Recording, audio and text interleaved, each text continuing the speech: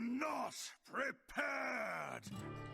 Welcome to another Top 5 with Kris 05, guys. Today we're gonna look at what are the best decks after the huge nerfs we just got a few days ago. This definitely spiced up the meta a lot, and we are seeing a lot of different decks spike in power, and a lot of the old powerhouses are nowhere to be seen. I'm looking at you, Warrior. But yeah, the nerfs definitely shake things up, and we have a lot to talk about in this one, so stick around to the end. I will give you what are the best 5 decks, but I will also look at all of the other working archetypes for every single class, so hold tight. If you enjoy what I'm doing, and you are serious about Hearthstone, you might as well click that like and subscribe button, because I will keep on giving you weekly top 5 meta reports so you guys stay up to date. And also, don't forget you can hire me for some Hearthstone coaching, and you can be sure I will do my best to make you a better Hearthstone player. Now let's check out the decks. The first deck on the list has to be Control Shaman, which really rose in power after the nerfs happened. This deck was a sleeper even before the nerfs, but after that, a lot of the very powerful matchups are just gone for it. So Shaman, once again, is at the top. The deck has a lot of good control tools, and it can really overwhelm the opponent pretty fast. In the early turns, you really don't do that much, aside from being annoying for the opponent, and you have Schooling, which gives you free piranhas, which can be excellent removal tools, but also good tempo tools against certain classes. You can be pretty versatile with these, because you have a grand total of 6 damage for free mana, and you decide how you make those trades with your rushers. We have Bolner in here, which is absolutely amazing if you combo it with your Clownfish, or you can combo it with your Gorlock Ravager, and that basically draws all of the Murlocs you have in the deck. You can also do some insane plays with Mutinous that way, especially if you have it discounted by the Clownfish, but normally you want to be using Bolner with the Clownfish so you can really flood the board with all of your Murlocs in hand. You have Silence in the deck, which can be pretty annoying for the early turns for the opponent. You also have Frostbite, which deals with the early threats and is pretty annoying to deal with too. A ton of freezing with Sleet Breakers and Wind Chill and your Snowfall Guardian and your Wildpaw Caverns. You also have a couple of rushers out of the command of Neptulon. You have a Connie, which is also super awkward, and you have Brucon at the end, which can also be very threatening. Matchup-wise, Big Spell Mage is one of the counters for this deck, and also Control Warrior wasn't too great for it, and as you can see, Curse Warlock is also pretty good against it. So if you're sick of Shamans, these would be your go-to decks. Aside from Control Warrior. You're not gonna go to Control Warrior anymore. Mulligan-wise, these are the stats when going first. I don't really believe them too much, especially for the Brucon. Schooling is definitely great, Wildpaw Caverns, Sleet Breaker as well, Frostbite, Clownfish, and maybe even Tempo Bolner can be pretty good, because not many decks can really deal with 4 health as soon as turn 2. The Silence might also make some sense depending on the opponent, and if you're curving out, even Gorlock Ravager might not be too bad,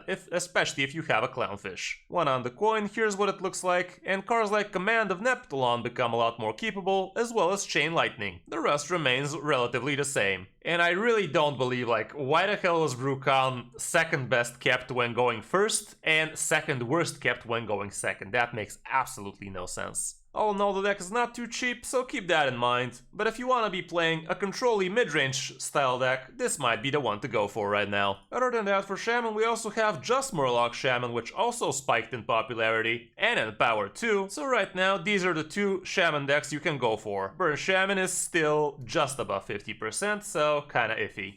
On the number 2 spot, we have Aggro Demon Hunter, which I showcased last night, so you guys can check out the detailed guide about it. The deck is pretty powerful and a lot more board-centric. With all of the nerfed cards, some changes had to be made, even though there's still an almost unchanged Fell Demon Hunter, which is still doing pretty good. In this version though, we have room for a lot more cheaper early game threats, and you also have Amalgam of the Deep here, with which you can copy either Demons or Nagas, or even Murlocs, but you don't want Murlocs. You also have room for Spectral Sight in this one, because it's a lot easier to outcast cards when you have not that many expensive ones. And you also run Fellgorger here too, which felt, I don't know, kinda not as amazing, but it does take up the spot for the school teacher who got nerfed, so it has the same stats, but it actually draws a card from your own deck instead of generating a random one, which sometimes was an absolute flop. We also have Boneglaive in here so you can dredge better, and we only have Zilak at the bottom without Carrier anymore. Matchup-wise, Beast Hunter is somewhat problematic, and Control Shaman can also be a problem, but everything else is pretty green. For the mulligan, going first, you want your good cheap minions, your weapon. Predation could be a keep if you already have a Naga, depending on the matchup. Multi-strike can also be a consideration, especially if you have the weapon and you know it's gonna be a board-centric matchup.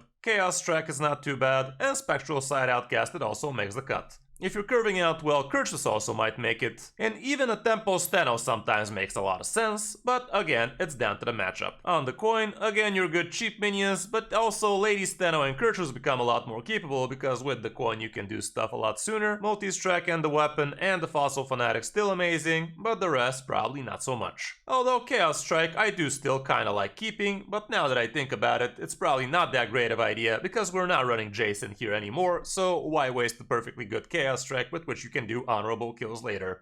This deck is a lot cheaper than the other one, running only the 3 good legendaries, so you have that going for you here. Like I said, we also still have Fel Demon Hunter with Jace and Keria, and pretty much everything else the same, including the nerfed Battlesworn Vanguard. We also have other aggro Demon Hunters that are still running Keria and the Battlesworn, but they're not running Jace, which is kind of odd. And there's a big Demon Hunter, but it's very unplayable. On the number 3 spot, we have Beast Hunter. Beast Hunter was a good deck before the nerfs, but after the nerfs, which absolutely missed Hunter, the deck became even better because a lot of its bad matchups are not to be seen anymore. This version has a very good early game, especially with Naga's Pride, which can go down as soon as turn 2 if you have Coin Murk Water on 1 into Naga on 2, or even just Vicious on 1 into Coin Naga, that also works. You have your Harpoon Gun so you can get some cheap beasts, Selective Breeder so you can get a copy of your Saber or the Sunken Saber, or even something from the big things in some cases. You also have Ambassador Phelan for some late game potential if the early game flops. Akani can be super awkward, Barak Kodobane draws a lot of stuff for you, including Tracking, Doggy Biscuit, Naga Pride, Ramming Mount, and Revive Pet. Your pet collector is only gonna be pulling your Asheron Sabers, being the sunken ones or the just Asheron, so keep that in mind. Beastalker Tavish can be pretty clutch too.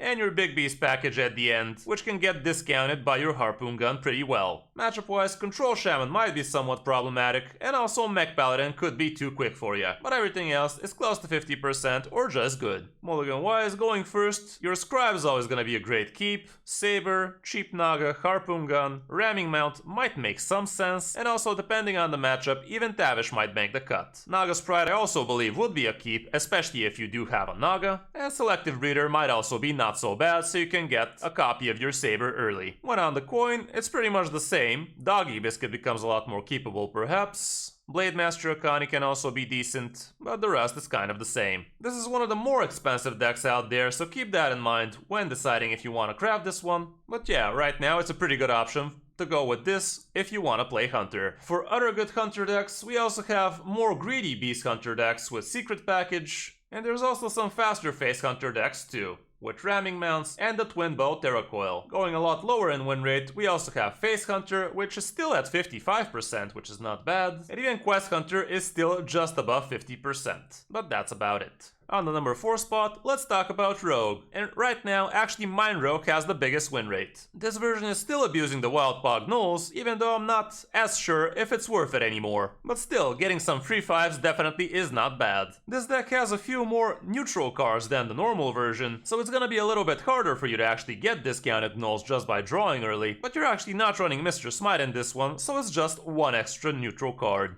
The deck is not super simple to play and it's not completely straightforward, but normally you want your Snowfall Graveyard to be equipped before you start popping off your Death Rattles. Your Forsaken Lieutenant can be pretty clutch because it also has Rush, and also having a Shatter Shambler first really helps you because you don't really have great ways of triggering your Naval Mines in any other ways, aside from using Extortion on him or actual phase damage from your Tooth of Nefarian, which is not exactly optimal, but sometimes could be the correct play. This version is not running the boat package, so you are gonna be relying mainly on your Gnolls and on your mines. But you also can make a pretty big Edwin as soon as turn 6, because you don't really have that many expensive cards in this list. Matchup wise, Beast Druid apparently is not gonna be great for you, as well as Face Hunter, Aggro Demon Hunter and Fel Demon Hunter are below 50%, Amulet Mech Mage and Mech Mage are also not great. With Paladins you're gonna have problems with half of them, Naga Priest is gonna be too board centric for you, Murloc Shaman is very fast too, and if you manage to find warriors, you're not gonna be too happy either. But all in all, you have plenty of green matchups too.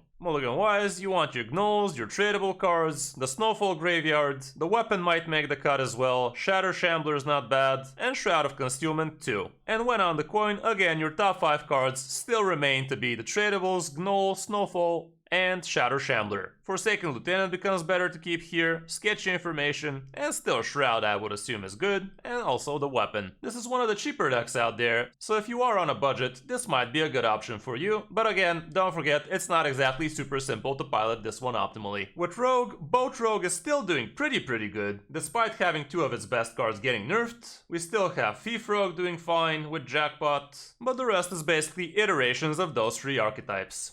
And on the number 4 spot, we have Big Spell Mage, which rose in popularity after the nerfs. Big Spell Mage is a very greedy deck that can do a lot of crazy stuff as soon as turn 6 or 7. In the early turns, you have some defensive tools, in the likes of Amplified Snow Flurry so you can freeze some stuff, including Demon Hunter Faces. Forwatch Post can postpone your opponent's threats. Mailbox Dancer gives you a coin so you can do your stuff faster. Flightmaster Dungar here makes the cut because you want to have ways to actually survive the early game of the aggressive decks, and getting 10 extra health after 3 turns out of it usually helps a lot. You also have room for a Viper, a Smothering Fish, some taunt action, a Connie makes it pretty awkward for the opponent, Deepwater Evoker always gives you at least 9 or 10 armor. Reckless Apprentice is in here so you can ping everything for the opponent, but you don't actually have a buffed up hero power, so keep that in mind. Varden Dawngrasp can be an excellent control tool in the early turns, and you can also actually combo it with your Amplified Snow Flurry so you can deal the 4 damage on him. Spammy Arcanist is your best friend in terms of removal, but you have to be smart about how you set up the board with some pings before that. Belinda can cheat out a ton of stats early and also discount your expensive stuff down to 5 instead. The Barbaric Sorceress also does pretty much the same, but also gives the opponent a pretty expensive spell instead.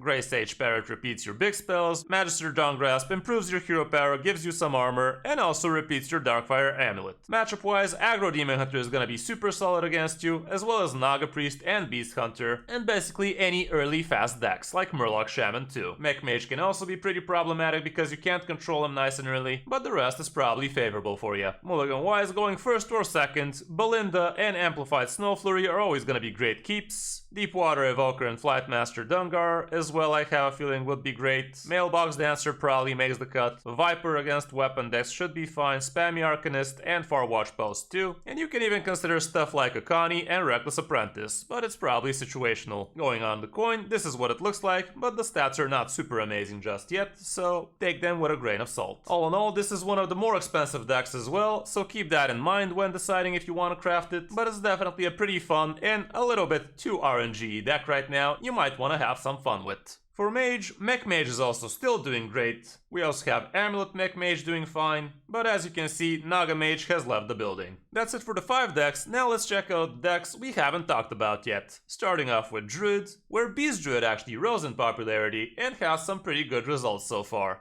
even though the sample size is not too huge. Ram Druid apparently is also doing somewhat fine, even though not as amazing, and there's also a Big Druid with a 51+% win rate. Celestial Druid is at a pitiful 50% with a super small sample size, so it's probably not that amazing anymore. With Paladin, Holy Paladin almost made the cut into this top 5, but since I included before, I decided to go with something different. If you guys want to check out my Holy Paladin guide, you can do so from a few videos ago. Handbuff Paladin is also doing pretty good right now, and also Mech Paladin remains pretty much unchanged, with the only difference being that Cariel comes a turn later, and same goes for Mr. Smite if you are running it. With Priest, Naga Priest became a lot better now, with all of the other good matchups becoming a lot less popular. Quest Priest is also above 52%, and Boar Priest is still doing amazing in amazing hands, so yeah, make sure you're actually good with Boar Priest if you want to be climbing with it. With Warlock, Curse Warlock would be your best bet right now, but also Murloc Warlock has decent results still. There's also a Phylactery Warlock still doing okay-ish, trying to OTK people, and the rest is iterations of those 3 basically.